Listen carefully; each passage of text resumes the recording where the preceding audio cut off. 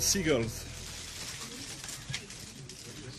follow the shore, it's because they think sardines will be thrown into the sea. Thank you. And as we say now in my country, they brought the buzz and they left the buzz in front of the goal. And the guy's talking absolute nonsense. Never heard so much rubbish in my life. Normal men. What do you mean, normal men?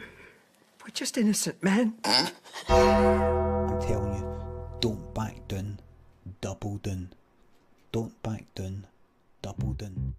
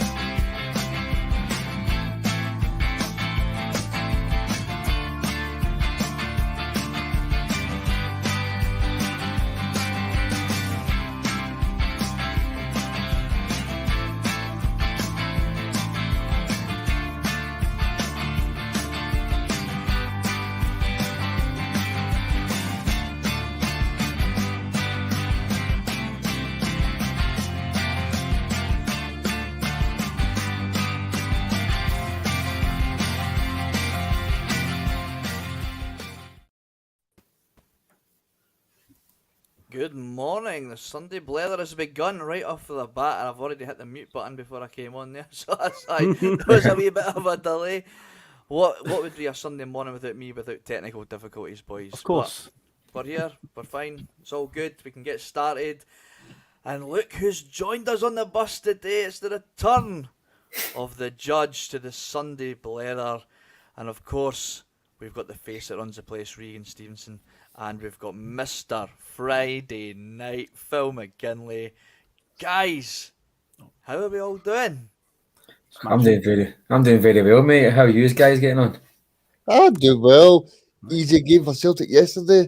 Even though people like you and Cameron, you and Murray, I mean, all of these guys keep going on and on and on. No, like Michael Beale. I mean, what's happening? I mean, Celtic. I mean, Aaron Moy. I mean, I know I doubted them, but I'm so sorry, Aaron. I'm putting out there. I'm so sorry. You have proved me wrong, and I apologise. Yes, we'd like to make a public apology to Mr. Aaron Moyes of Australia and Celtic Football Club for our poor takes on his arrival to the club. Yeah. Take that one on the chin. Tony Mowbray style, we'll take it on the chin and move on. Yes. Judge, I'm glad you're back, because Regan was giving me the fear last week, man.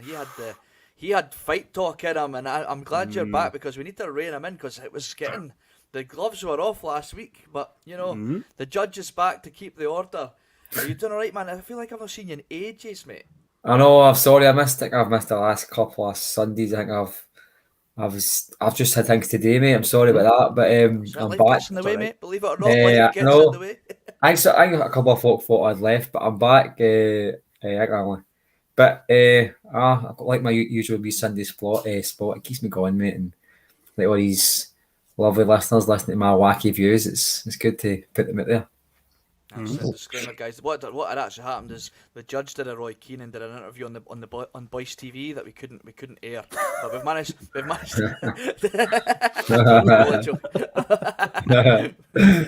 His book will be out in about 24 years where you get the real take on it. Mhm. Right, before we get into it all, we all know what we have to do. We have to get through the good stuff. So, all that good stuff, guys, if you like what we do, make sure that you hit the like button, share, comment. You want to become a Bhoycie Bus member, you can do so just with a little small fee. It's totally optional. All our content is free, but this does help support the bus along the way. A big shout out to our sponsors at piesports.com. Get your pastry goods to your door. If you put in 12.5%, sorry, start that again. If you put bus 1888, you'll get a nice 12.5% off your order. And if you want to get your hands on the Bhoycie Bus t-shirt, an authentic sportswear company that is manufactured this absolute beauty, it's honouring the Bumblebee There shirt. we go. Yes, look at that. So it honours the Bumblebee shirt of the past with the Bhoycie Bus twist of it on it. So if you want to get your orders in now for the pre-order, it's just £40 with an optional postage fee if you're in a position to do so. You can PayPal that to crookedarm@ymail.com. We'll be getting ours soon, boys. I got an email sent through from the manufacturers that I passed on to Bhoycie that just confirming addresses and stuff. I think we had to amend an address there, but we got that sorted, and they're getting posted out tomorrow, I believe. The guy said that they're under snow wherever it is they manufacture them, but they're on their way, and we'll all be donning the Bumblebee kits soon enough. We'll be full kit wankers soon enough, guys. Yes, we will. Rather than just wankers. Rather than just bus wankers, we're full kit bus wankers. John Terry. Get the shorts on, the socks. I'll be lifting the trophy when I've done hee-haw to get it. But right, let's move on. Right, we've got all the good stuff out the way. We Phil, do indeed. Yes. I missed the game yesterday. I was working and I was rather annoyed about it. Shocking, David. You missed a treat. However, guys, I did record it. Oh, good. You can do that these days, you know. I know. I'm mad at it. For all you young whippersnappers out there, you're all used to that kind of nonsense. So I recorded it. However, my friend, who I said to not to tell me how it was going, I'd muted the group chat. I wasn't looking at it whatsoever, forgetting that my mate will always message me what's happening. And of course, 2 minutes in, we're 1-0 up. But I did manage to come home and I watched the game, guys, and I thoroughly enjoyed it despite knowing the score. I don't know what it was like to watch it live. I'm sure it was even better. Phil, what was your take on the game yesterday? Very, very impressive. One of those start as you mean to continue type of games, because right from the off we were in about them. 3 chances, I believe, in the first 2 minutes, and we scored obviously with the third one. Brilliant finish by Aaron Moy. And yeah, Hearts just got blown away. I mean, Mr. Nielsen was talking about decapitations and stuff like that through the week. Well, the only thing they got decapitated yesterday was Hearts. They got absolutely ragdolled by us. Yeah, so it was just, it's a key as well when you go to Tynecastle. You've got to try and take the crowd out of it. You'll kill the atmosphere. And they were shell-shocked early on. To just go at them like that, like we did, was just a phenomenal performance. You just knew when that went in, you're like, we're going to blow them away here, and we certainly did. And yeah, I think Robbie Nielsen's words have obviously backfired. I think Ange would have quietly just been like, okay, that's how you want to play it, right? We'll see what happens on Saturday. And he put him firmly in his place. So yeah, brilliant performance, and onward now to the semi-finals we go. Judge, Mark Kearney. Did you manage to catch the game yesterday, mate? I had a bit of trouble, actually. I bought that Viaplay. My subscription ran out about an hour before kickoff, so I had to buy it again. And For God's sake. no, and they never put it on. And I had to phone up, and I was on the phone for about an hour, and I ended up, they had to cancel it, told me to retry it in like an hour's time after the game would be finished. So I went, nah, forget it. Anyway, I watched it on Amazon Prime. Anyway, but I was so glad to put that Mankey mob to the sword yesterday. I think that's the scummiest fan base in Scottish football. I think they're worse than Rangers. I mean, their fans are just disgusting. Even their manager is just revolting, you know what I mean? And they were flinging coins at Joe Hart. I mean, they actually did a wee experiment yesterday, I think, and they put the kind of young team behind the goals. They're casuals. They put them behind the goals. And the very first chance they've had, they did it against Celtic, probably to drum up some hatred and some atmosphere. But the first chance to go it, they flung a fucking coin at their goalkeeper, you know what I mean? And it was probably more than that flung up. I mean, and Joe Hart's a very experienced keeper, but Must be a wee bit intimidating, no want to turn your back. There's people who want to throw things at you. It must not be very nice, but see, just to beat the bastards in the rain ground, and I stand by what I just said there. I mean, that was a great performance with Celtic. First minute, we could have scored a goal within the first 35, 40 seconds. Great turning shot by Hatate. But then I look back after that, we got a goal very quickly after that. Fantastic volley that I don't think many players in the park could have done other than Aaron Moy. He just caressed that ball at the back of the net. It's just so casual. I think a lot of people chopped that ball at the bar, you know what I mean? And he just, casual as you like, he just put it in the back of the net. 3 great goals. Sent that mob home greeting a fan base and a club I can't stand. And, you know, I listened to a wee bit of pre-match as I always do. After we won a big match, and they were all buzzing, thinking that they had a chance of beating us. And for me, that makes it even better. You can bring on Rangers, bring on anybody you want, but beating that mob at Tynecastle, it's got a satisfaction to it that no many other teams get when we beat them. You know what I mean? It's a lovely, wee tasty beating that mob, and you just know that 3/4 of their fan base just can't get to Ibrox, so they get to see the champions up. And the lasting memory they'll have of their team yesterday was them capitulating on the park and their own fans streaming out as Celtic just put goal after goal in. It was an easy victory, and I'm glad that I support Celtic and know the shower of shit that they support. Regan, you started off the show by apologising to Mr. Aaron Moy, and Mark just touched on his goal there. You might as well spark that fag up that we've seen him in that picture that went viral a couple of years ago. While he was taking that shot, like you Mark said, it was so casual, and it was, but being so casual, there was a bit of stank on it, as we say. The keeper didn't know what hit him so early on. I mean, Celtic are just being Celtic at the moment. They're just absolutely brilliant to watch. It's just a joy. I mean, that goal for Kyogo as well was outstanding, David. I just think this team's getting better and better. And as Mark said, see Robbie Wilson's comments on Tuesday night, that have just sparked up Ange to go, I'm going to show this guy on Saturday that he is talking absolute mince, because at the end of the day, Robbie Nielsen is not even liked by his own set of supporters. So for him to come out and say that ahead of a Celtic game on Saturday, that is just trying to mince his words and try and stoke some fire. But Ange Postecoglou knows that he is going to be of every single team in this league. And I think it's officially now we can say that we are back dominating Scottish football again. Because for me, if Hearts are the third best team in Scotland, I mean, dearie me, you might as well just close the show up the roof. I mean, We'll get onto that soon enough, Regan. Phil Regan touched on it there. Nielsen's not particularly liked by his own fans. They weren't happy when they brought him back. Even when they got him back into the top flight, they still wanted rid of him. Do you think that plays a factor in the fact that he speaks so damningly towards our club? And when are the managers in this league going to learn to just keep their mouth shut when it comes to Celtic? Because Ange never bites back on the microphone. Yeah. But he definitely bites back on the pitch. Oh, he certainly does. Aye.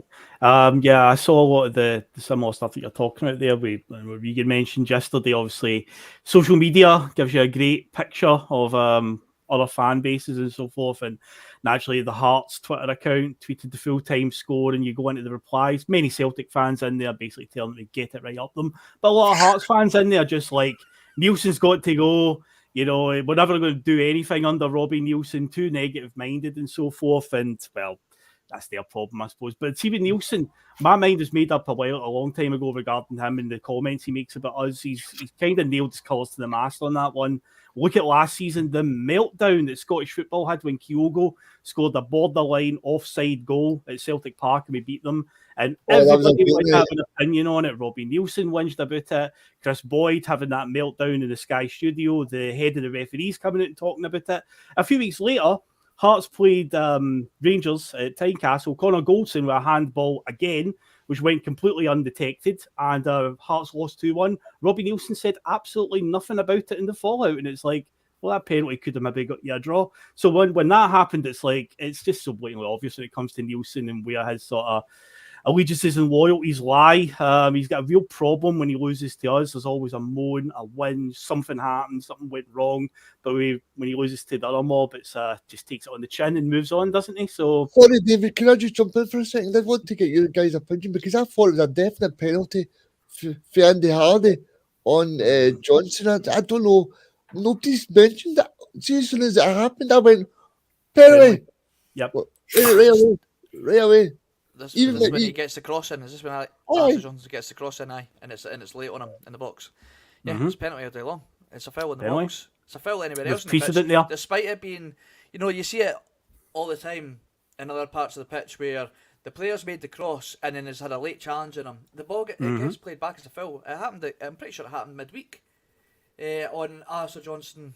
Not Alastair Johnston. Sorry, he wasn't playing midweek. Who was it? Ralston was playing and Bernabei were playing Ralston, for the week. Yeah, a ball was passed and somebody clattered into him and it got brought back for a foul. Now, why was it not brought back for a foul in the box? Because it's Celtic, fuck's sake. Here's your answer. Mark nails it. One word. There's precedent there, David. There's precedent, especially with Willie Collum being the referee. He did it. I think it was Pittodrie or Tynecastle, one of the two. It was Izagiri at Pittodrie. Aye, it was the left back that day fouled. I think Stevie I'm talking about the exact same thing happened. I think it was Dave Taylor. Just about. Was it reviewed at all? Was it even considered up for review? I don't think it got reviewed. No, because it took them 4 minutes to decide. We need to go back and look at that handball incident. This is another thing, but David. I mean, even if you look in the other area Wednesday night, I mean. I think both. I thought the Hearts goal was offside according to the rules that get spouted to us when we lost a goal. I think it was Motherwell, and I also think the Kyogo goal was miles onside. So, no, the Maida goal, and the referee, the linesman, got the decision rang on both of the calls according to VAR. So, just shows you how bad the officials actually are in this country. I mean, and do you know it doesn't even get flagged up. They'll just say, we go to it right, that's what VAR is for. So is VAR just refereeing game now? Is it just there to save referees or to help referees? But, and there's, I mean, even yesterday, I always say this about the referees in that country. There was a VAR check that lasted about 2 minutes after the Celtic goal yesterday. There was also about fucking 8 subs in the second half yesterday, right? And the referee had done 2 minutes extra. 2 minutes. My dad. Doesn't matter what the score is, mate. You've not got. That's the second one saying. They've not got poetic license to make the rules depending on the scoreline or depending on the minute of the game, depending on the opposition. They've not got the rules are the rules of the rules, and I just don't know where we go in this country. I would suggest that they've got to do a root and branch review. Totally independently for an outsourced somebody next in the summertime to try and look at where we go, because this country is a laughing stock when it comes to football at the best of times. But some of the decisions the refereeing are making, I mean, what chance is it? Mark, the big problem is that these people are not getting took for their accountability. Yeah. And if they do something wrong, it's not getting spoke about. Well, there's one in England. He made a decision against Arsenal, a bad one. He's finished. Yeah, Lee Mason. Yeah, the difference there is that cost Arsenal points. We're winning regardless, so that's why it's getting almost bad. Don't worry about it. They want. But see if it cost us. I think if it cost us 5 victories, I don't think the SFA would act on it. I really don't. My gripe is. My gripe is I want Celtic to act on it. I mean, we won 3-1 in Wednesday night, and the conversation on my bus, me and the guy behind me, we just talk about with the Celtic day about this, just because they're winning, and then we're going to lose eventually, and we've got to score sound like sour grapes. Aye. I want Celtic to put out there that they want. I mean, Rangers released a 500,000 word essay on Willie Collum, and he never got a game against Rangers for a Rangers game for 9 months. That's right. And Celtic have got to just. I mean, the beauty about this modern day is everything's on camera. Celtic's media team could comprise an hour documentary on just the stuff that's happened since November. You know what I mean? And we could do, and it's not even a case of saying like this went against us. They could be actually exhibits A and B. This is what happened at Ibrox. The exact same scenario at Celtic Park. The decision was different based on these IFAB rules. Decisions got made different depending on what team it's getting refereed. I've always said it, mate, and I don't even mind repeating it. I mean, we've got as far playing against 12 men, but now we've got 13, 14 men to play against, and I think it's actually mind-boggling that Celtic have got 115 trophies in this country, considering what we play against. We've got to be so much better than the opposition to win a match. So much better. And I find it mind-boggling that Celtic win trophies. I really do. It just shows you how good we must be. See us playing in an even playing field. I think anybody takes a trophy off of us for a long time. Yeah. Before I go any further, I seen a wee comment there. I always think people are being a wido because I'm just naturally a wido. But somebody saying that my mic was a wee bit quiet. I don't know if it's either was it too loud or if it was too quiet. Is it better now? Can you all hear me all right? I can hear you perfectly. Right, right. that's fine. Absolutely fine. I would suggest turning your volume up on your headphones then. Right, move on. I seen a comment. I meant to start it, but it's gone now. But made comment on Kyogo's goal yesterday. It was very Larsson-esque. The commenter said, sorry, I can't remember who said it. I do apologise. I'll find it while you're talking just now. I'll go and find it for you. It was very much Larsson-esque. It was also very David Villa-esque from his... James Grimes, there you go. Thank you, James Grimes, for your comment. Welcome to the Bhoycie Bus. Yes. The goal was very Larsson-esque, and like I was saying there, it's very David Villa-esque. There was actually a post put up this morning or last night that was a carbon copy of David Villa's back heel goal for Spain, I believe it was, in 2014 World Cup. It might have been. I think I remember that. And it was exact same carbon copy back heel. Excellent. Perhaps Kyogo learnt that from his time playing with David Villa, which I only learnt about this morning. I couldn't believe that he'd actually, not only has he played with one Spanish legend, he's actually played with two. Iniesta as well. Yes, Iniesta. Thank you very much, Regan. What a goal it was! I honestly, like I said, my mate was keeping me up to date with the game, despite me asking him not to. Goal, Kyogo, back heel, and I was like, cannot wait to see that one. And it did not disappoint. It did not disappoint. That was a great finish. But the funny thing was, up until that point, he again had been quite quiet in terms of like touches and stuff like that. But he's a striker who moves around a lot, drags players out of position. He is actually very involved, even if he isn't touching the ball that much. But that was his first real major contribution on the ball yesterday, was that goal. But brilliant, absolutely amazing technique, right place, right time, read it so well. Great ball for Johnston as well, into that area that goalkeepers hate, just the sort of edge of the 6-yard area, because goalkeepers don't know where it come off the line and go for it or not. And just fantastic in there near post, and we back heel flick into net. So phenomenal. Kyogo just continues to go from strength to strength, mate. What a season he's having. I'll look forward to getting David Villa and Iniesta in the summer transfer window, David. Well, Regan, me and Phil were having a bit of a laugh before we came on air. And we were talking about, we were saying that we can't believe that he'd actually played with not one but two of them. And obviously Iniesta is still playing. Could you imagine if Ange went, you know what, just for shits and giggles, you'd piss this league, let's just sign him. That would be absolutely mental to see Andreas Iniesta, even at a whopping 39-year-old, however old he is, playing in a Celtic shirt. I would be all for it. I'd be all for it, like. Well, as I say, you've had guys at Pirlo that played till he's like 39, just sitting at the base of Juventus's midfield, just pinging passes around all day. So, why not? Iniesta, come on. Come on, Glasgow, son. Come in for a giggle. Come over here, mate. Top Celtic Kyogo, podcasters. put a word in, come on. Right, we'll move on. We're just kidding around here. Come on, guys. This is a serious... It's a serious podcast.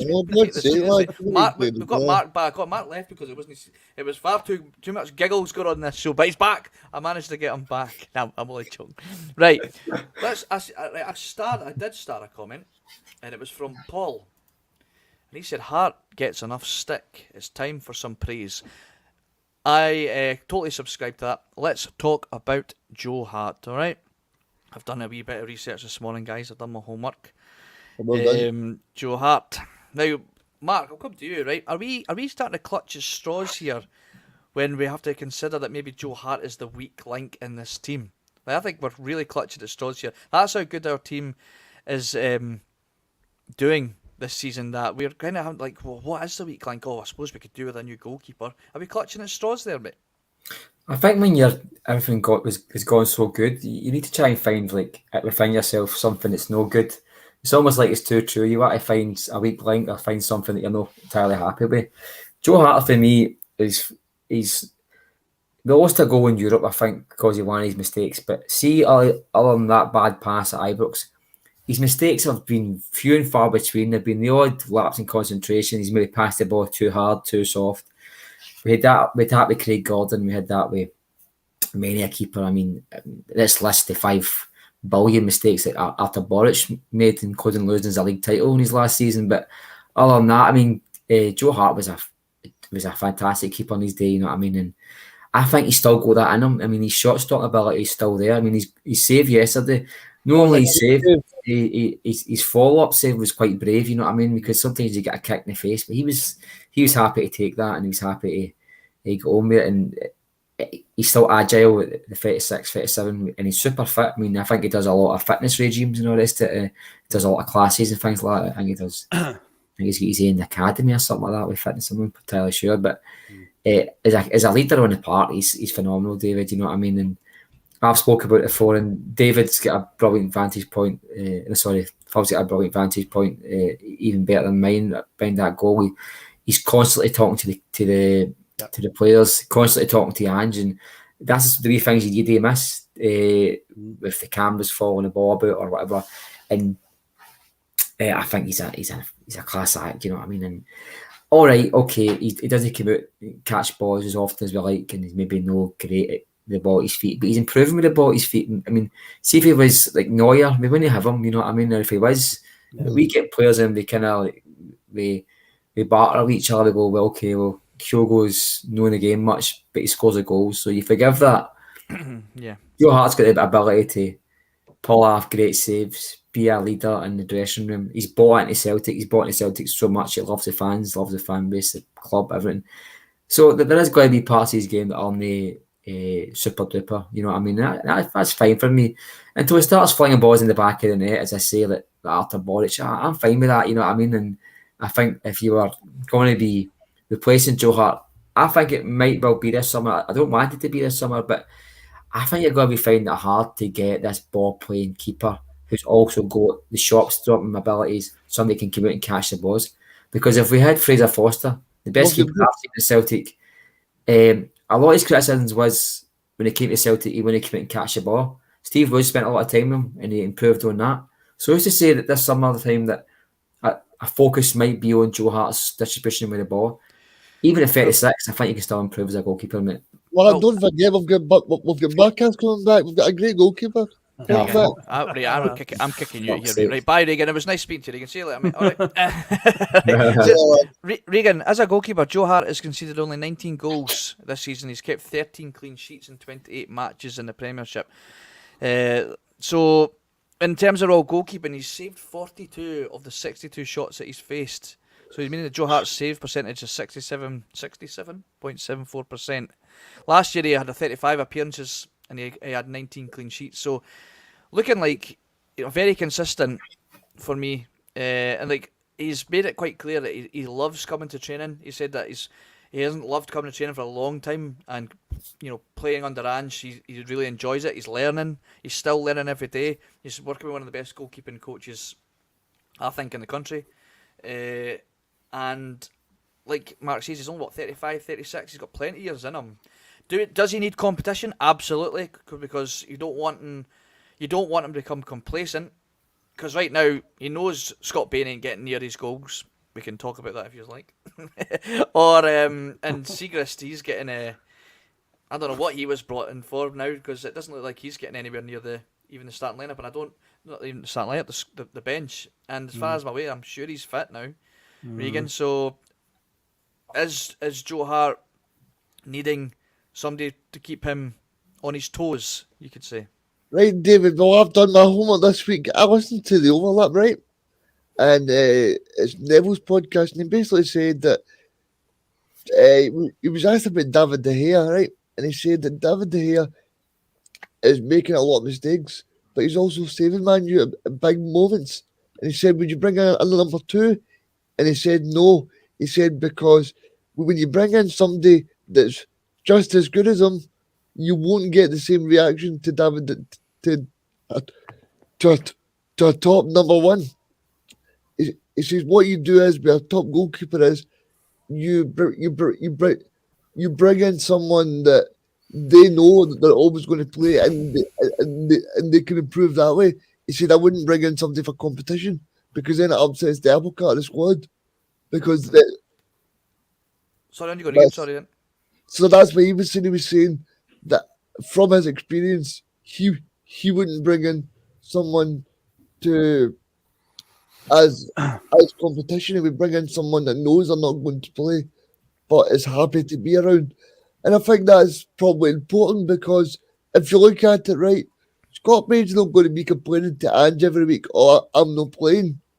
So that's not going to upset the apple cart. And I think that's an interesting way to look at it. It's funny thing you say that, Regan, is because Man United brought in 2 goalkeepers this summer. This season they brought in the boy from Newcastle. Can't even pronounce his name. So I'm going to try. Dubravka. Yep, he lasted 1 game, got shipped back, and then they brought in Jack Butland, who was meant to be Jack Butland's meant to be the heir to Hart's throne as the England goalkeeper, and obviously that just didn't work out. So I mean, so Man United think just signing guys that are happy to be there, just so we keep David De Gea and goal and keep him on his toes. I don't want that at Celtic. I want somebody to be pushing Joe Hart and making sure he knows that if you want to stay between the sticks at Celtic, then you're going to have to keep I don't know. Well, let's just Bain and I don't think he's the kind of guy that will become. Because, like, I think it was somebody commented in saying he's a very good around the dressing room and he's very good around like keeping the players focused. So I don't think he'll be the one that'll drop his standards.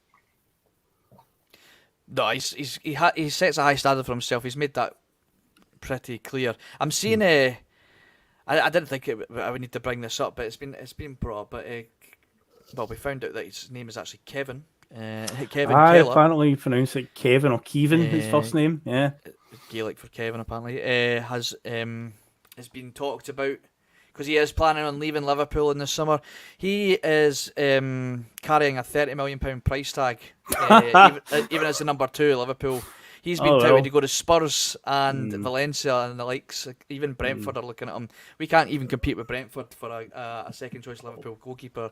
So I would quickly just forget that guy. Yeah. He's not good. I mean, I always call it journalism because he's an Irish international that Celtic are going to be linked with him. He's far too. He's going to be the most expensive Irish goalkeeper if he makes that move. He goes. I would think so. Yeah, at that price, Jesus. Yeah. So yeah. Well, I think if we're going to start looking at goalkeepers, it's not going to be anybody of that ilk. No. I'm afraid.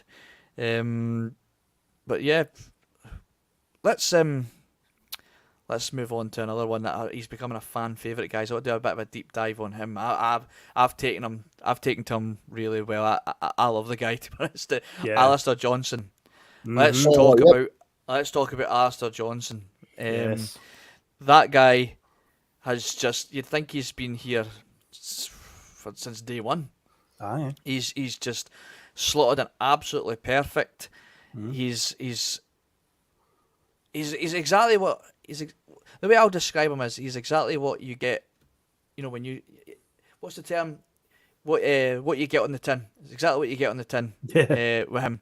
When he came to Celtic, I've got his quote here somewhere. He goes, "I love a tackle.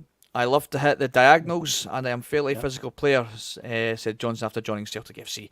"I love covering ground, getting up and down the field, and that is what I did at club football at Montreal." So you get what you see on the tin, is what I was trying to say, Phil. Yes. When it comes to AJ. Yeah, when it comes to Alastair Johnston, I think if your baptism of fire is a game at Ibrox and you come through it with flying colours, I think there's nothing to worry about, because you remember that was his first game for the club, and a few people on that day were like, "Oh God," but worried. What a game to get your debut, but right away from early on in that game, I was like, this boy's going to be absolutely fine. I remember we were under the cosh a wee bit, and he was always shown for the ball. He never seemed to hide in the game. And didn't really do much wrong. So after you came through that, you're like, no, this boy will do all right. I think he's just went for strength from then. Obviously, getting his first goal last week was a fantastic moment for him against St Mirren. So, he's only going to get better and better. I'm a big advocate of him right now. And he's been a phenomenal signing. Another one that Ange just, it's again using his scouting and his networking and so forth. When he played, obviously, in the World Cup, he had a good game against Belgium, as that Canada team really took the game to Belgium that night. And he was one of the standouts that day. And funny enough, the very next day, turns out Celtic were actually in for him. So, we got in there, and I'm glad we did, because he's been a fantastic addition to the squad. And, I say he's only going to get better and better going forward, mate. Mark, I was looking, I did a bit of research on Alastair Johnston this morning, and so he's 24 years old. He's had 13 appearances, 1 goal, and 2 assists. I think he got the assist yesterday for Kyogo's goal. Mm-hmm. I'm right in saying that. He did. Alastair Johnston, he speaks English and French, which is quite common, I suppose, in Canada. Mm-hmm. And believe it or not, he is actually an artist as well, and he mainly works with hyper-realism. You can find that out on YouTube. There's a wee video from a couple of years ago when he was in the sort of the college ball, when he was getting drafted into the pros. Yeah. So he actually comes from a footballing family. His father, Bill, was born in Scotland and is a former player and a 2-time Canada Soccer National Championships winner with Vancouver Westside FC from 1993 to 1996. And his brother Malcolm Johnson is a Canadian football player who currently plays for the MLS Next Pro side Whitecaps FC 2. So he's got quite a bit of a footballing family or a soccer family. Yeah. That's I didn't know anything about him in that sort of terms. All like you said, you got what you seen from him on the pitch, and I liked what I seen. But he looks like he's maybe we should see what his brother's all about as well, Mark. But what's your takes on Alastair Johnston? I know you had strong opinions on his predecessor. However, I'm sure you've got a far more positive outlook. What was his art thing? What was his? He likes to. His creative realism. Yeah, hyper realism. Do you think he does hyper realism? All these kind of stuff, So maybe he can we need to ask our very own Liam over in Canada about it, because he's an artist as well. Yeah. Yes, we could do a wee collage together. I really like him, mate. It's not very often you get a player that's solid and he's happy to put in a hard challenge, but he's able to pull it off and win the ball. Quite often he's kind of got the knack of pulling off these challenges and able to win the ball and not give away too many free kicks. I like that about him. I also think he's very good going forward. I think we're missing that way on the right hand side. You know what I mean? I know we had Robinson come in for a lot of game time last year, but we didn't have that last season. We just had somebody who kind of like. But anyway, I think he's a great defender first and foremost. I think when I look at a fullback, even let's say a Kieran Tierney, they were good at their job. I mean, they were really good at what they were paid for today. You know what I mean? And over and above that, I think he's an excellent overlapper. I think he's a bit of a leader. I think he's at a young age, and I really do think he's the kind of guy that you can see being a captain for somebody who seems to. Absolutely, mate. Yeah, absolutely. I mean, you hear him speak. I know he's had a lot of media training and all the rest of it, but when you hear him speak, he seems like he's just there. You know what I mean? And he's loving it, and he's happy. Probably we got lucky because we've got a manager who buys the individual rather than the player. And I think when he spoke to him, I think Ange said to himself, "This is the kind of guy I can work with." You know what I mean? And you saw him after the cup final last week, went back to the Kennedy suite, and he's telling the fans, and it's not something you hear very often for a Celtic player, but he's telling the fans, "Look, this is just one trophy. This is going to be.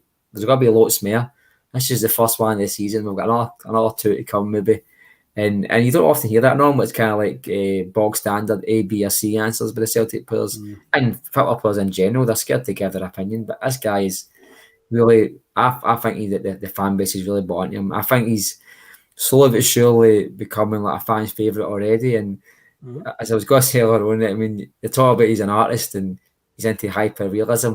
That seems to be that he's maybe a fit for Rangers, because most of their support are hyper realistic, unrealistic, and con artists and all the rest of it is part of It's a their. surprising little hobby that he seems to be quite. I've never heard that. I mean, I need to actually YouTube it. I like I all just that. I was just wacky stuff. I was doing a bit of research, so it came up, but it was like on the MLS soccer Facebook page. It came up as a sort of wee video about him. Well, obviously, it looks a deep dive into the players' interest in that for the pros to maybe sign him, I guess.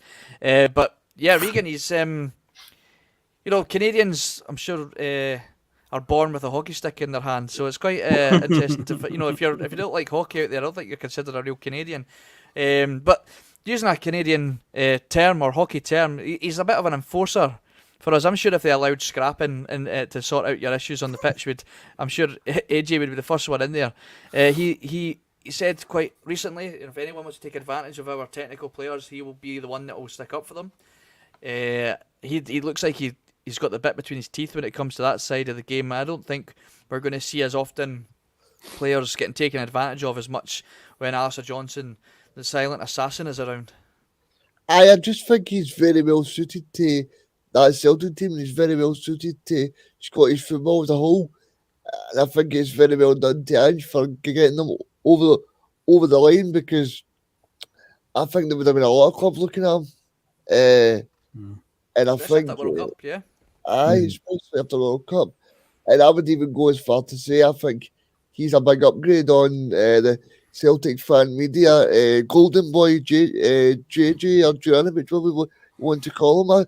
I just think right now, if you were to ask a Celtic supporter who they'd rather have at right back, I'm sure the majority would say Alastair Johnston. Mm-hmm. Yeah, I mean, it's hard to argue with what he's brought to the team since signing. Like, he's literally walked straight into that team, and he doesn't look like even Ralston's going to be able to compete at the minute. And he was giving Janovic a run for his money all last season, but right now, unless Ange just wants to give Alastair Johnston a rest, I don't think Ralston's got much of a look in, despite his, I would call it, rusty performance. And I think despite the brilliant passes that led to one goal and should have led to a second goal, I just don't see how Ralston displaces him at this minute. What I wanted to ask you, Phil, and I know you know a little bit of the knowledge of the MLS just simply because of the names popping up on FIFA and stuff. Opening packs on FIFA Ultimate Team. Yeah. Let's be honest. Go on. Yes, not going to. We can't obviously deep dive into like what if their abilities are any good from just. But you'll recognise some of these names. Is the point I'm making, right? Is the MLS looking at how well Johnson's slotted into this team? Is the MLS a market that Ange will look to fish in again?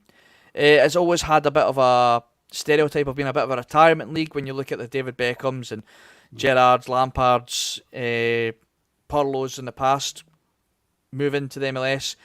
But it seems to be a much more competitive league now. Yes, you can look at some of the players that are playing there, such as Javier Hernandez, Douglas Costa, Gonzalo Higuain, Shaqiri, even Gareth Bale recently, Carlos Vela, Georgios Giakoumakis, yes. You could argue that maybe the retirement stigma is still there. I would maybe argue it's more just a bit of a money thing, the money side of thing that gets those players to go there now. Because that Douglas Costa can still play, and so can Lorenzo Insigne, if I'm pronouncing his name right.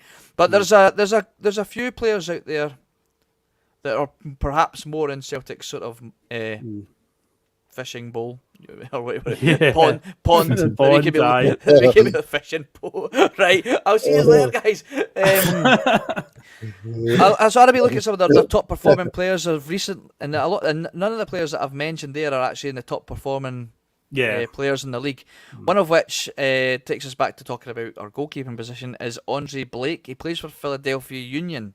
He's a Jamaican international, I believe. And he seems to be the highest performing goalkeeper in the MLS. Most years he was in the best 11 last season. And he'd only conceded 26 goals, picking up 15 clean sheets along the way. Now the MLS is quite an attacking style of league, so I suppose to rack up 15 clean sheets in a season there is pretty impressive. What kind of price tags these guys carry, I do not know. Another player is a teammate of his. Now, some of you may recognise this guy's name. Don't know about you boys here on the panel, but his name is Daniel Gazdag. He also plays for Philadelphia Union. He is a striker or attacking midfielder at times. He was actually played in the game where Hungary beat England 4-0 at Molineux. Wow. He has a shot conversion rate of 60%, and he scored 22 goals in MLS last season. And the only player that scored more goals than him was Hani Mukhtar, who's a German player, plays for Nashville with 23 goals. Nashville. Yeah. He accounted for 40% of Nashville's goals in 2022. They're just three players that I've picked out at random out of the top 10 performing players. Is MLS, Phil, should we be looking at that league again? I don't see any reason why not. I think the standard of the MLS compared to some of the teams you come up against in the Scottish Premiership, I think it's going to be vastly better. I think a lot of the homegrown players in that league are of a decent standard. The USA are usually consistent qualifiers for World Cups and so on. I know in 2018 they changed the rules. You were talking about the whole retirement league thing. When they didn't qualify for the 2018 World Cup, the football or the soccer association, whatever it is that runs that league out there, it basically changed the rules on players. They've now got a thing called the designated player rule, where it used to be the retirement home where loads of players were going out there and signing big money contracts and so on. Now each team has like a cap on how many players they can basically sign of that ilk, so that they're not filling their squad with basically 30-something-year-olds from Europe that are just coming over to get a final paycheck, to try and improve the actual American players. Because they say they were embarrassed that they never qualified for the 2018 World Cup. They got beat by that terrible Panama team that England beat like 6-0 or 6-1 or something in the group stages. That's who knocked them out of the qualifiers. So they were mortified by that, and they changed the whole rules around the designated player thing. So the retirement league thing, it's not as rife as what it used to be maybe like a decade ago. I think every team's got like one player. I think Giakoumakis is deemed Atlanta United's designated player, as they call it.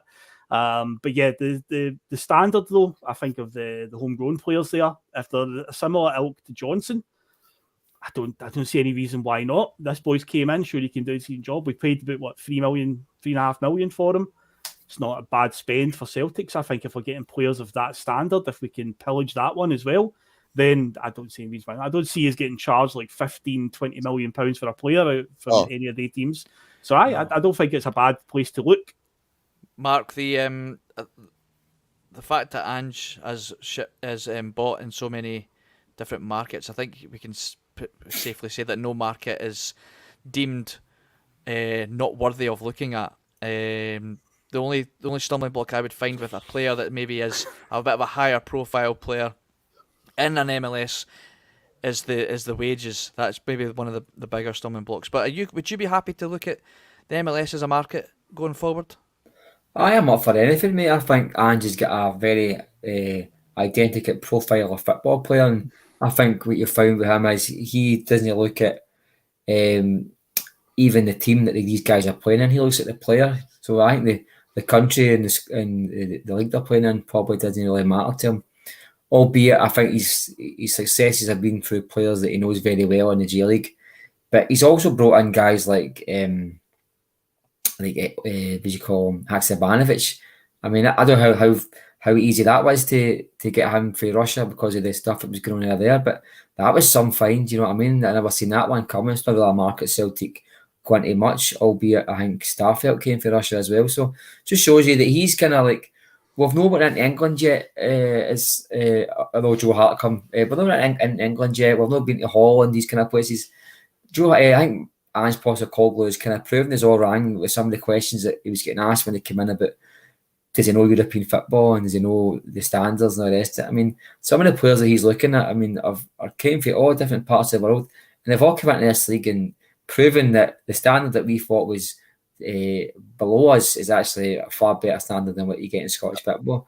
Phil just said there that a lot of teams in MLS would probably do, a lot of teams in Scotland. I totally agree with him. I mean, a few times Celtic have went there in the summertime and been gubbed off of these teams, you know what I mean? Even with guys like Hartson and Sutton, all right, okay, they're playing second string, but these teams are no mugs, and I think when there's players that stand out with our individual stats and things like that, they're standing out for a reason. I mean, they're performing at a very high level, and I think Ange would definitely, he's different to a O'Neill who'll maybe be, or even a Rodgers who'll maybe looking for, let's just say, looking for an attacking left back or something.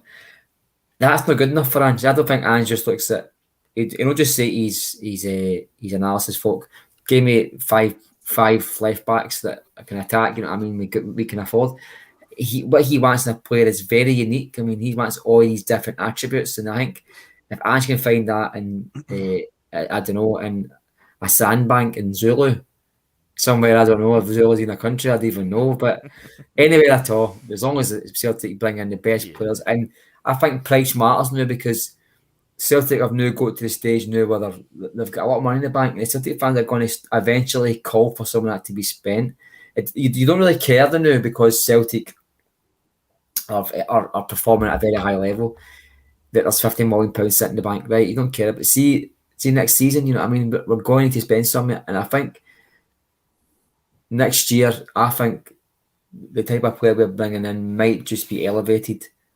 So maybe you don't get that in MLS, but for me, I don't really care where you sign them for. As long as I've got a good profile and they fit the system, mate, that's all I care about. Absolutely. I mean, right now the MLS is littered with Mexican players and obviously American players who both countries perform, minus the 2018 World Cup, obviously, punch above their weight, you could say, especially the Americans. But they're very athletic, I would always say. They're very athletic, and that can, in a team like Ange's setup, we need it, Regan. But Regan, let's move on, mate, because it's already this is flying in, guys. It's already 12, yeah. So there's a few comments been brought up earlier that I'd like to go back to. I didn't start them, but don't worry, they're in here, Phil. No worries, mate. Haksabanovic, he got his long-awaited start yesterday against Hearts. I think last time he started a game was November. He's been knocking at the door, Regan. He got his chance yesterday, albeit probably because of the Maeda injury. What was your views on Haksabanovic? Is he going to take his chance now? Is he going to get a fair run in the team now? Wasn't the best performance from him yesterday, but is he just lacking in the running of starts? That's maybe a little bit of rust there from the beginning. Mm-hmm. He's probably going to get a fair run in the team because as much as Ange said that Maeda's 50-50, I don't think he's 50-50. I think Ange was just saying that yesterday. So I think in terms of Haksabanovic, I think he'll get a fair run in the team, and it's up to him now to prove to Ange and prove to the Celtic fans that he's totally deserving of that chance because obviously Ange fancies Maeda more than him, and it's up to him to try and prove Ange wrong, that he's making the wrong choice, and the only way he can do that is by putting in a good performance the next week when you play at home against Lee Johnson. And I mean, they're actually improving, so it'll be interesting to see if he can score a few goals and maybe stake his claim to stay in that team even once Maeda is back, back playing and back playing well. Well, that's the question, Phil. If Maeda is fit, did Haksabanovic do enough yesterday to keep him in the starting? To keep Maeda out the starting 11? That's the question. If he is fit, did he do enough? if it's based on yesterday, probably not. I don't think he never really got in the game, but it happens. Players can have an off day in that. We've seen enough from Haksabanovic from games he has played where he is a good player, but yesterday just wasn't his day. He just never really got into it. There was one point I thought was really indicative of his entire game where a good ball got pinged out to him on the left-hand side. He controlled it, had plenty of space to run into to get down that wing, and instead he went for what I call a Hollywood pass, a big outside of the foot, a big massive long ball diagonal with outside of the right foot, try to get fully into the path of Kyogo, and it never came off. If it did come off, it would have looked spectacular, especially if Kyogo had got on the end of it and put it in the back of the net. But it was like when you look at the passage of play, it's like when you controlled the ball, he had so much space to run into, get a decent ball into the area, one of those passes zipping across the goal. But instead, he went for like that, and it was like he didn't need to do that. I don't know if it was a case of he's thinking, going to try and impress the manager here, or I don't know why he's done it, but that just kind of summed up his game yesterday. He just never really got a foothold in it. But yeah, so in terms of if Maeda is back to fitness for the weekend, has he done enough to keep him out? Probably on that basis, no. But again, if Maeda's coming back off a wee knock, then Haksabanovic might keep his place for another game. Just depends on Maeda's status. But if the two of them are fit right now, Maeda's obviously getting the nods ahead of him every day. Yeah, I mean, Mark, I truly believe Haksabanovic just would benefit just from a run of starting, and I think we would see him hit the top form and almost see a bit more than just the glimpses of brilliance that he does, say like the midweek goal there, and obviously what he did coming off the bench against Rangers in the cup final in terms of ball retention. I think that is probably the only thing that's stopping him from really hitting those heights that we know he's probably capable of, is just getting a run in the team. But like Phil's just alluded to there, Maeda is Ange's boy. I just don't. It's another one where I just don't see how he gets a run in the team if Maeda is fit. But this is really what it maybe takes to get into Ange's side. Is unfortunately the only way you're going to get in is if somebody gets injured, which obviously we don't want. Definitely, and Haksabanovic, it's a pity for him because he's dropped out of the team because of Maeda's form. Maeda plays on the left, and you can't drop Jota, so Jota's got to play on the right to accommodate how good Maeda's playing. So that's why Haksabanovic get dropped. It's not because he had a drop in form, really. The guy, I think, hasn't played much since after the World Cup. I think he got injured just before that. He got injured. And do you know, see, right before the World Cup, he was one of our best players. He's definitely. He's a bit different to what we've got. See on the wing, he's not got the trickery of Jota, but by God, if he's on that wing, he can cut in and unleash a 20-yarder. You know what I mean? He's got a lot of strength in him, and I don't think he can be pushed after the ball as easily as an Abada or be missing in action as much as a James Forrest does nowadays. He just offers us something totally different, and I think you will see him getting more game time. And what I like to hear from him was he's not an agitator. He was saying, "Look, see where I get 15 minutes or an hour or a start. I'm not going to complain about it. I'm at Celtic just now, and I need to bide my time. And when I get my time on the park, I need to make the most of it." We don't hear much of that from other players. I think Ange doing a very good job in it, keeping players happy. I mean, with Jack and Marcus left for their reasons, I think Abada might be on the same trajectory. There's a couple of comments now. I think he's even said something else again after the Hearts game, and so I think Haksabanovic is going to get more game time, and for me, he's a top performer, that guy. Oh, aye, absolutely. The thing is, like you say, he brings something totally different, and I think what we're seeing here, Regan, is we really are seeing the benefit of having such a strong, consistent squad, like a bunch of players on the bench that would start every week, but unfortunately we can only play 11. There's obviously like Maeda getting injured last week. There's nothing to worry about. Haksabanovic can come in. Another player that got injured obviously yesterday, Starfelt. Is it a concern that he's maybe a bit injury prone? That's a little bit of a worry for me. But in terms of that's him out, I'm not overly worried because from what I've seen of Kobayashi so far, very composed. Didn't seem to be flustered at all by the myth of Hearts atmosphere yesterday. I know Kobayashi looked very good yesterday. I think he's definitely an upgrade on Jens, and I think he's like a the kind of player that Ange wants.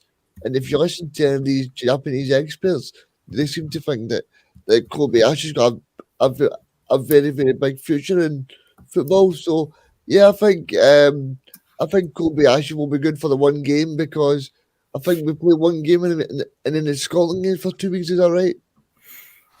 Yeah, the international break is the week of the 25th and 26th that weekend. So, because Celtic are playing like some sort of, the legends are playing Liverpool legends. That's the 25th of March. So, that's the international break weekend. And like Alan Wood said, there's no need to rush them back because of the international break. No. But again, even if there wasn't an international break, I'm not overly worried because there's no drop off for me in quality. No, I mean Kobayashi looked very, very good. Just I don't know what you boys thought, but I thought Kobayashi looked very good, and I wasn't concerned at all. Obviously, wasn't he up against Shagland? He was up against I don't know who it was up against. You say, but Janelli. So I mean, it's just interesting to see that the evolution of this team, because I think it's something that you mentioned last week, David. See, this time last year, all these players would have been rushed in, like Awata and Kobayashi. But now this time they've got a better end period where they can just bed in and see how it's going. Like sort of Rio Hatate, Matt O'Reilly, those guys were rushed in last year because there was nobody there. And I think that'll be beneficial to Kobayashi, that he's learning off the squad. And I don't know if you guys noticed, whenever we score a goal and he's on the sub bench, he's jumping about crazy and all that. So he's obviously no downhearted when he's on the bench. He's obviously fully into it, and I think that's important with a squad as well. This squad looked very, very happy to be together. It doesn't feel like a squad where if somebody's not playing, there's a few bad apples, and then they're like, everybody's not happy. I think that's when Neil Lennon was alluding to in his last season. I know people don't want to mention it again because it was a dreaded season that year, but yeah, I think it's important the way that Ange has got everybody going to the one place. Everybody's all happy, and obviously that's only good for Celtic, because I think nobody can stop Celtic from winning this title this year. Because if I'm right in saying Celtic needs, is it 7 more wins now to win the league? Yeah, we've got a Rangers game coming up, so I think it would. I mean, people are saying in the chat 3 more wins at the remaining 10, so would be probably enough, because that would include the Rangers game, I think.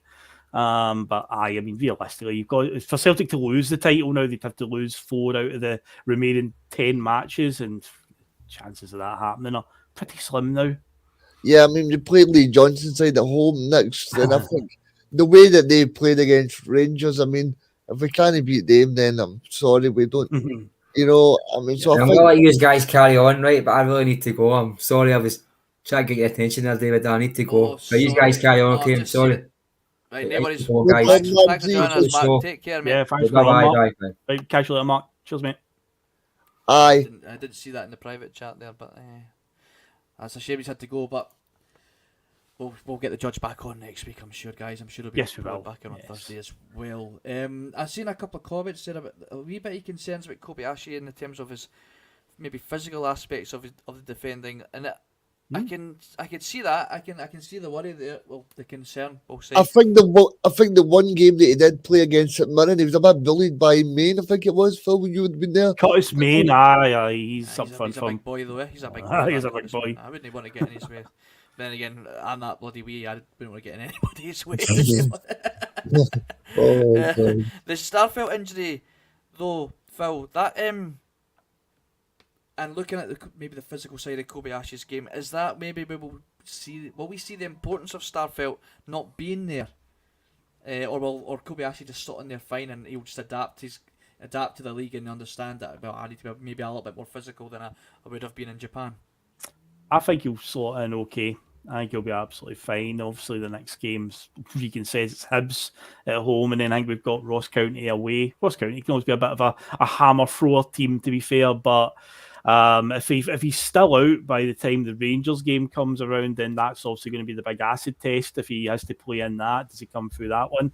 What's the extent of Starfelt's injury? If we had any sort of indication from Ange? Anything said about? No, I think because I don't know if you know, it's just but they didn't really give interviews to the BBC, so They didn't. They just did Viaplay interviews at the end, didn't they? But they didn't even mention it. They said at half time, well, we'll get the story at full time from Ange about Starfelt's injury, and they never did. I don't think they even asked him when they were talking to him. So, in terms of like my concerns, again, Kobayashi, it's too early to really tell. From what I've watched, I think he's been fine. I think he's slotted in okay. Anyone alongside Carter Vickers, you've got that safety net as well because he is that good.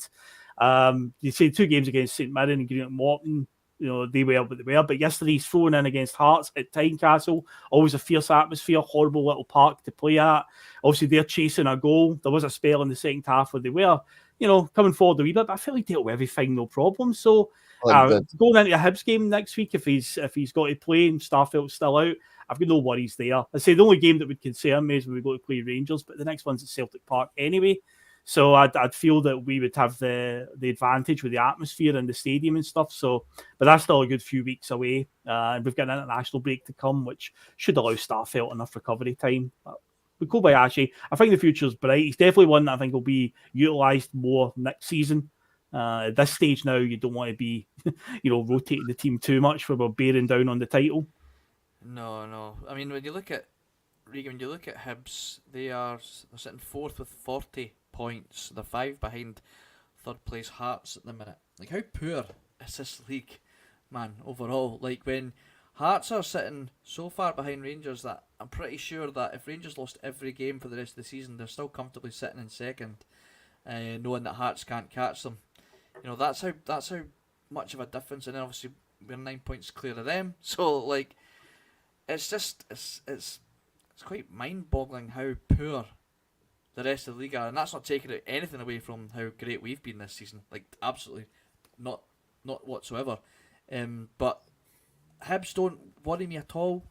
They don't concern me. And I just want to quickly point out that if this was a Rangers fan in the barbershop yesterday that pointed that out to me, that if his team went and lost every game of the season from between now and the end, that they would still comfortably finish second. Hearts can't catch them. Does that play into complacency in Rangers players' minds, knowing that Mikey Beale, their manager, has said that it's unlikely that they can catch us, and their own fans and players are aware that Hearts also cannot catch them? Does that play in our hands?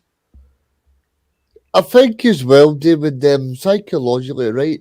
Rangers go away to Motherwell next week, and they know if they drop any points, this league is finished. And for a Celtic point of view, Celtic are in the best position they possibly could be. I mean, I know people spoke about that Michael Beale was going to be this messiah and bring all the great stuff in, but all Michael Beale's done is improve Rangers' performance.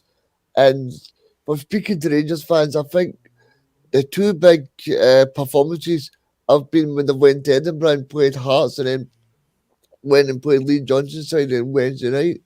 So when you're looking at it, I think Rangers are still a way off. And as you said, I think the overall standard of the league this year is very, very poor.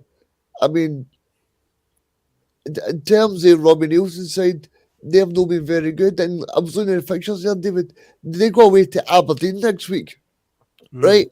So Aberdeen could close in on Hearts because Aberdeen are on 38 points, I think. So Aberdeen would then go on to 41 points if they win, which then only leaves a 4-point gap to Hearts in third place. I mean, if Hearts messed this up, it would be really, really bad on the league, considering everybody all season has said Hearts are the third best team.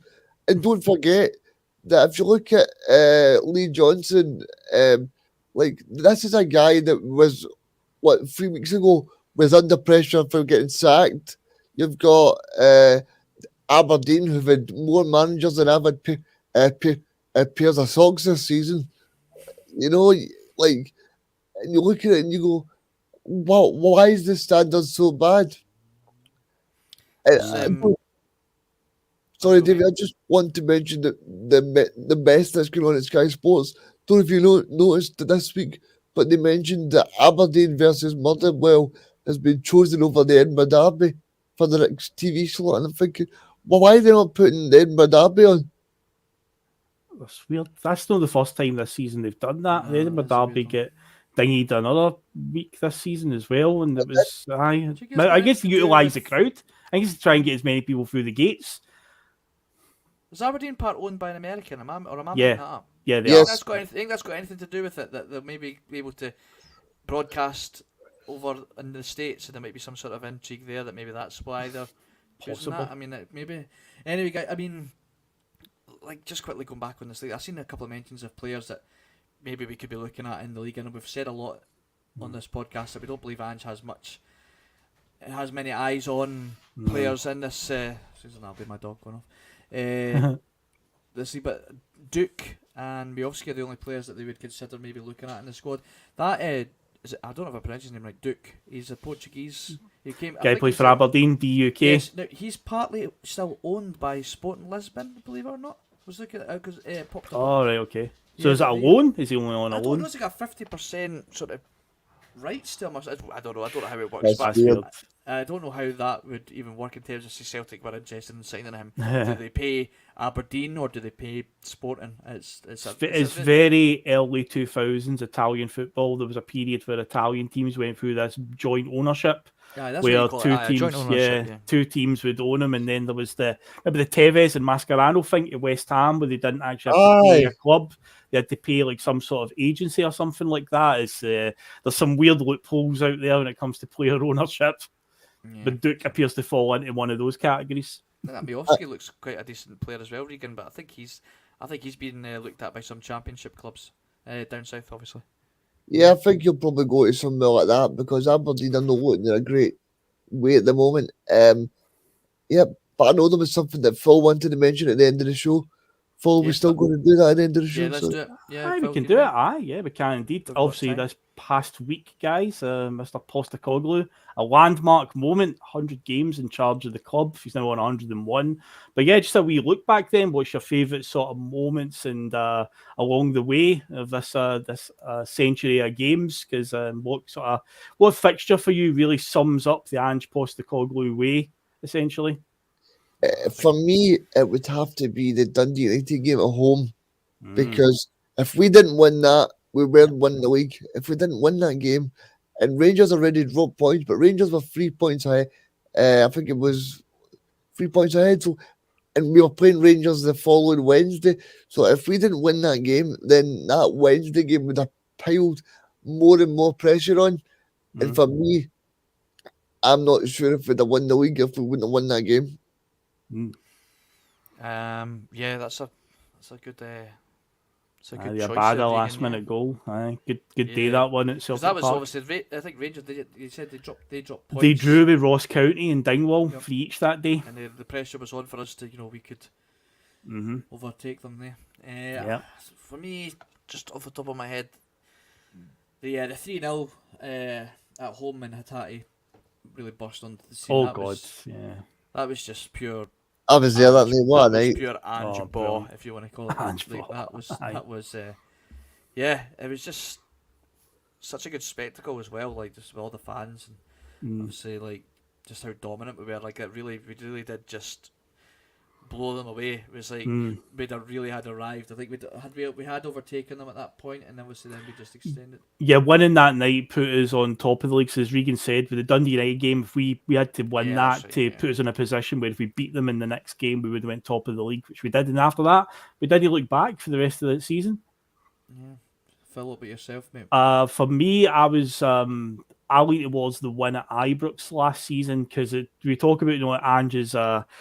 The expression that he used about "we never stop," which has became obviously the buzz term, put it on a t-shirt and so on. And some people laugh at it, other fans of other teams laugh at it. It might be a bit cheesy to them, but it's true. We never stop. It's not a case of it's like, the whole we play to the last minute. It's this whole idea that Ange is like, this is how we're going to play, and no matter what, we're going to stick to it because if you do, the rewards will be worth it. And I think in the win at Ibrox, worst possible start we could have had. Aaron Ramsey scored after 3 minutes.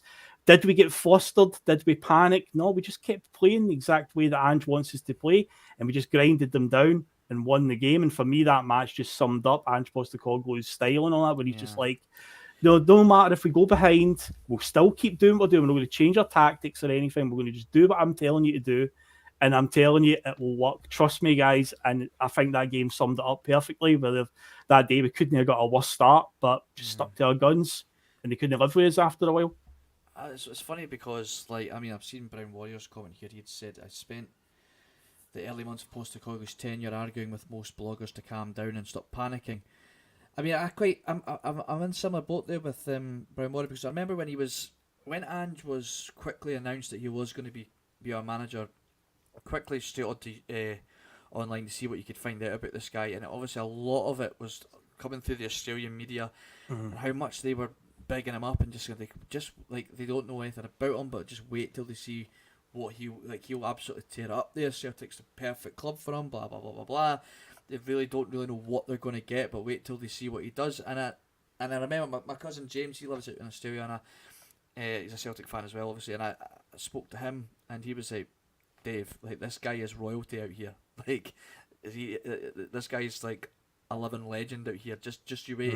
And so I was very much like, okay, I'll reserve my judgment, and I was kind of like, let's just see what happens. So, and I know there's other guys out there too, and obviously you can't blame the people that were a bit reserved on their, of course, and because of obviously the whole Eddie Howe situation. But Ange really has proven what all these media outlets out there were saying about him, and it obviously, like, it's just a joy to be a part of it, eh? Like, just and you're like, I don't want this to end. Like, all these rumours all the time that are clearly there just David, that is bang on. And what I do find a bit unfair is every single day there's a news headline, a news story where they're trying to Ange away. And I find it unfair, because surely, right, to play from a media point of view and newspaper point of view and like a story point of view, surely you want the best people to be involved in your game. So why constantly are you trying to get people away? Like, this is what I never understand with Scottish football, right? Like, every time we get a decent player, we always tout him to go away. We did the same thing. We did the same thing with Tierney. They did the same thing with Massey as well. Why is it every player that we seem to get in the game, we always want them to leave? We always try and get them to leave. Why can we not just say, right, let's not make headlines about Postecoglou leaving, Steven Gerrard leaving, Brendan Rodgers leaving, because these people are great for the game. They're great. They're putting new eyes on it. People from Australia are waking up at 2 o'clock in the morning to watch Ange play football. Like, we're getting new eyes to the game, and I don't know why this media are trying to take it away. Like, like. Yeah, it's one of life's biggest mysteries, Regan. But I wonder why. We will wrap up this Sunday Blether as it's getting quite on a bit now. It's nearly 20 past 12. I'll be getting told off. So it's time to get going. Thanks everybody for joining us again for this Sunday Blether. I'd like to thank obviously Mark, who had to jump off early, and of course Phil. And Regan, thanks for joining me, guys. No problem. See you again next week, guys. See you again next week. In fact, you won't see me next week. Somebody's going to have to jump in for me, I'm afraid. I don't think I'm going to be available. I'll need to double check. It might be alright, but I don't want to commit to that right this second. But hopefully I will be on. But yeah, thanks everyone for joining us. Remember, get your piesports.com orders, bus 1888, 12.5% off. Like, share, subscribe. All that good stuff. If you want to get the Bhoycie Bus t-shirt, drop an email at thecrookedarm@ymail.com, and we will see you for the Monday Club, probably on a Tuesday. Yes, probably. Right. Whatever day it appears, we'll see you then. We'll see you there. See ya. See you later. I mean, you've all that stuff at the start. You know, they won't be playing Tina Turner on the coach on the way home, will they? Some of his comments about me deliberately trying to cause controversy. Well, I work in the media now, and you've got someone sitting there next to you who's an embarrassment to the media profession. He's an apologist, he's a charlatan, he's a Rangers puppet, he's a cheerleader. That's what he is.